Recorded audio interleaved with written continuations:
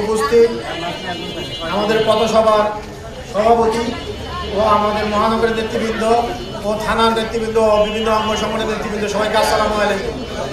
আমরা সবাই ঐক্যবদ্ধভাবে যদি আমরা জনাব তারেক রহমানের নির্বাচনী প্রচারণা চালাই, তাইলে আমার মনে হয় আমরা ওনাকে অনেক ভোটের ব্যবধানে জয়যুক্ত করতে পারবো। আমাদের নিজের বিভেদ আমরা রাখবো না। আমরা ঘরে ঘরে যেখানে ডোর টু ডোর যেখানে যাওয়ার দরকার আমরা সেখানেই যাব। যদি আমাদের কোনো প্রকারের কোনো বিশৃঙ্খলতা আমাদের ভিতরে থেকে থাকে, ওটা থেকে আমরা দূরে থাকবো। আপাতত 10-12টা দিন আমরা এগুলা হানাহানি ভুলে আমরা বিভিন্ন যে জায়গায় যেসব প্রোগ্রাম আমাদের করা দরকার, যেখানে আমাদের যাওয়া দরকার ওইখানেই আমরা যাব। এবং আমাদের নেতৃবৃন্দ এখানে আছে, যদি কোনো প্রকার কিছু বলতে হয় ওনাকে আমরা জানাবো। আর বিশেষ করে আমাদের এখানে বস্তি আছে, সাগরিকা বস্তি, আর এছাড়া আমাদের এই যে মেম্বরপাড়া ওই সাইডে যে এলাকা আছে এখানে আমরা পথসভা করব।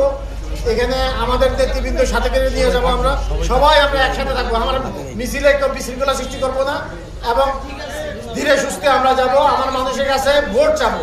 আমরা এমন উশৃঙ্খল কোনো দল না।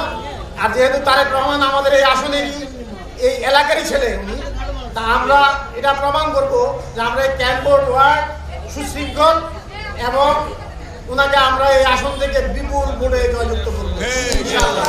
তাই আমরা আমাদের আরো সদস্যবৃন্দ আছে, আমাদের সাথে বক্তব্য শুনবো এবং আমাদের প্রধান অতিথির বক্তব্য শুনবো। বাংলাদেশ জিন্দাবাদ, বাংলাদেশ জাতীয়তাবাদী দল জিন্দাবাদ। আসসালামু আলাইকুম।